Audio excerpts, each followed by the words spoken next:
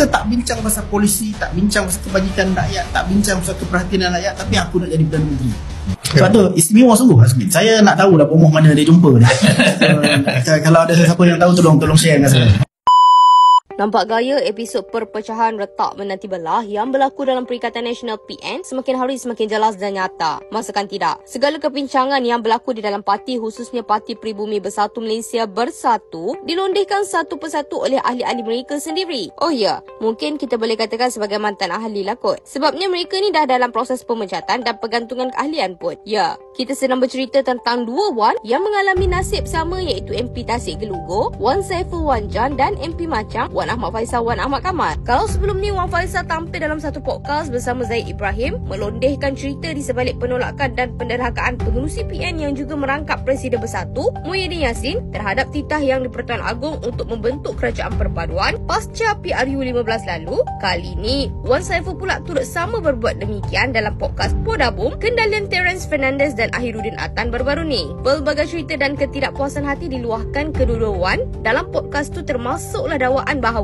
Timbalan Presiden Bersatu Hamzah Zainuddin turut diheret ke lembaga disiplin parti kerana kononnya ada usaha dari beberapa pihak dalaman Bersatu sendiri yang mahu menyingkirkan ketua pembangkang tu daripada struktur parti. Tak cukup dengan tu, Wan Saiful sempat menyindir hubungan rapat antara Muhammad Azmin Ali dan juga Muhyiddin Yassin dengan mendakwa bekas Menteri Hal Ehwal Ekonomi tu merupakan anak emas dalam parti yang mendapat segala keistimewaan. Punyalah tak puas hati sampai Wan Saiful siap bertanya bomoh apa yang Azmin gunakan sampai disayangi Muhyiddin sedemikian rupa. Siapa yang dinamakan oleh Tan Sri Muhyiddin pada masa itu untuk jadi TPM?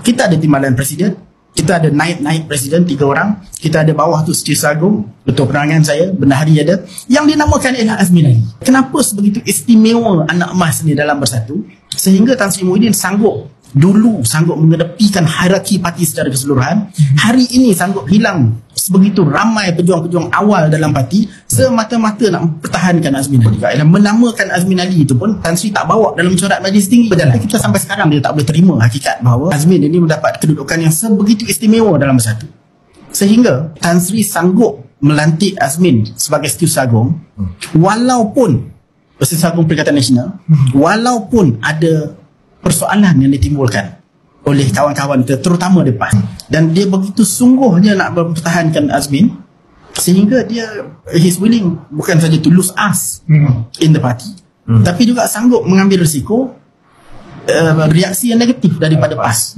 dalam Perikatan Nasional. Sebab tu istimewa sungguh Azmin. Saya nak tahu lah pomoh mana dia jumpa dia. Kalau ada siapa yang tahu, tolong share dengan saya. Tapi dalam banyak-banyak tu, benda yang paling mengejutkan ramai pihak apabila akhirnya Wan Saiful ni akui yang selama ni puak mereka tak pernah ada hala tuju nak bantu rakyat pun melalui dasar yang lebih progresif daripada kerajaan sedia ada. Apa yang mereka tahu hanyalah nak berebut jadi Perdana Menteri semata-mata. Malah dia sendiri akui itu nyata perkara yang tak sihat. Dalam hal ini mengenai penamaan calon Perdana Menteri daripada Perikatan Nasional, biarlah Perikatan Nasional yang buat. Kita boleh bagi cadangan. Regardless of that, apa yang berlaku ini ada satu benda yang bagi saya langsung tak sihat. Kita bercakap mengenai siapa nak jadi Perdana Menteri, tapi nak bawa apa sebenarnya? Apa agenda yang nak dibawanya?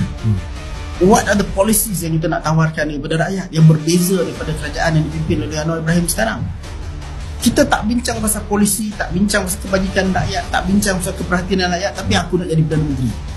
Saya ini satu prioriti, satu keutamaan yang betul-betul salah dari segi keutamaan politik dalam negara sekarang. Saya masih tiba-tiba ini perdebatan kita lari terus daripada topik yang sepatutnya jadi tumpuan kita.